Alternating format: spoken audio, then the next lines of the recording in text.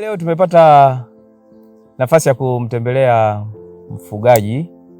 Tuko hapa Muta Farm kama wataalamu wa fani tofauti tofauti, lakini hasa tazungumzia swala la ufugaji bora kwa upande wa malisho. Tumetembelea shamba la Muta, tumepata nafasi ya kutembea kwenye mipaka na sehemu. Shamba hili lina sehemu kuu mbili. Kuna sehemu ya juu, lakini kuna sehemu ya bondeni.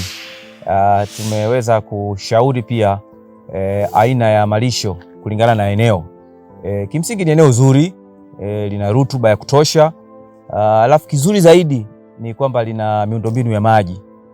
Chochote kinaweza kufanyika kwenye shamba kama miundombinu ya maji ina uhakika wa kuwepo kimsingi mwaka mzima. Kwa hiyo tumeweza kushauri kwenye eneo lile la juu ni kuweka majani ambayo yanaweza kuvumilia ukame. Kwenye mambo ya malisho haya, aina za majani ziko nyingi sana. Kuna majani mengine yanatumika sehemu ambazo mvua hazieleweki vizuri au ni makame, lakini kuna majani mengine sehemu ambazo zina uhakika wa maji au ni sehemu ambazo zina unyevu wa kutosha kwa muda mrefu. Kwa hiyo tumeshauri kwenye eneo la juu lile kuna aina za kupanda za majani. Kwa mfano tunaweza tukapanda ile local Napier, majani tembo yale ya asili. Watu wanayakataa, lakini yana faida zake. Kama kuna eneo lina changamoto ya maji, tunakushauri tumia ile Napier ambayo ni asili. Lakini kwenye eneo lingine la juu tunaweza kushauri vile vile kuna majani kama bana ambayo ni mchanganyiko wa majani aina mbili, babala pamoja na hiyo local Napier. Yenyewe ni hybrid, lakini ina tabia hiyo moja kubwa ya kuvumilia ukame. Lakini na hili eneo la chini tunashauri kuna majani ambayo yanastahimili. Kwa mfano alfalfa au kwa jina jingine wanaita lucerne. Hii ni aina ya mikundekunde. Sasa ukichukua majani kwa maana ya grasses ukichanganya na hizi legumes, grass legumes mixture, kitaalam sasa tunasema unampa mnyama malisho ambayo yanaweza kuwa na tija. Kwa hiyo tunashauri kwenye eneo hili ambalo kunakuwa na unyevu, ni eneo la chini, eneo la urahisi kumwagilia, tupande yale majani ambayo yanaweza kuvumilia sehemu ambazo zina maji ya kutosha. Lakini zaidi pia kuna miti malisho. Kuna mti kama Lucina osphala. Huu ni mti kama mti, lakini sio mti tu. Unaweza ukakupa kivuli, alafu kwa sababu wenyewe ni aina ya kutengeneza mbolea vile unaweza ukatengeneza mbolea ukarutubisha ardhi, lakini vile ni mti malisho. Kwa hiyo tutashauri ukiacha kupanda hizi majani kwa maana ya nyasi na hii mikundekunde, lakini tutaweza kupanda na miti malisho. Hasa ukiangalia eneo hili wakati wa jua ni kame, ng'ombe wanahitaji kivuli. Kwa hiyo tutashauri pia katika ripoti yetu tutakayoandika tuwe na majani ambayo yanaweza kuvumilia ukame, lakini mengine yanaweza kukaa kwenye maji kwa muda mrefu, lakini nyingine majani malisho.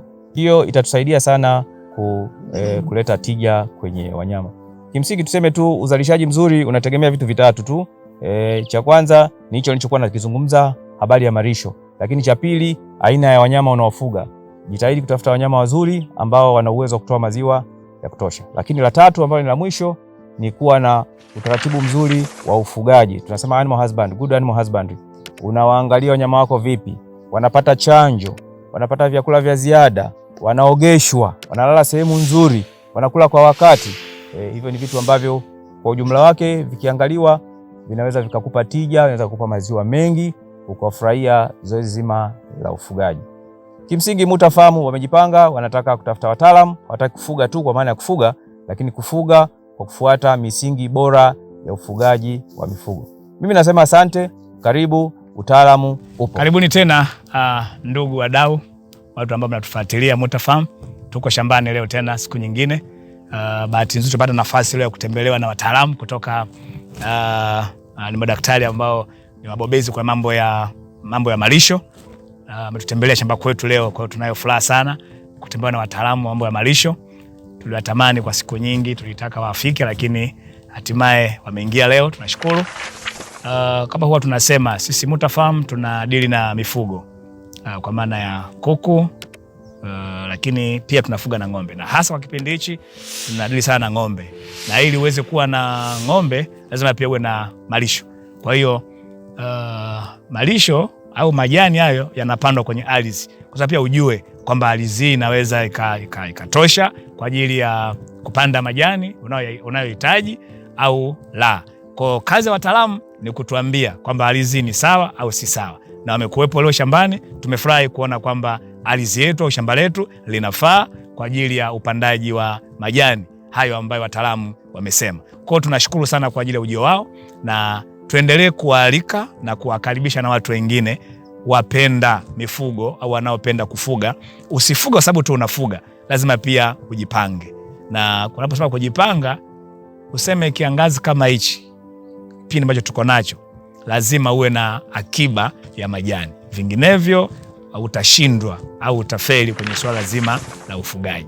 Kwa lazima uwe na shamba lako la majani ambalo kama kipindi kama hichi ukame, utakuwa unakata shambani kwako, unahifadhi, na kipindi kama hichi unawapa ng'ombe wako, wanyama wako wanakula na maisha mengine yanaendelea. Kwa hiyo hatuna mengi, tushirikishane. Karibuni tena Mutafarm kwa ajili ya kuelekezana, kufundishana, kubadilishana mawazo kwa ajili ya ufugaji. Pamoja tunasonga mbele. Nawashukuru sana. Naitwa Paul Mahui Mwesongo. Mpaka wakati mwingine. Bye bye.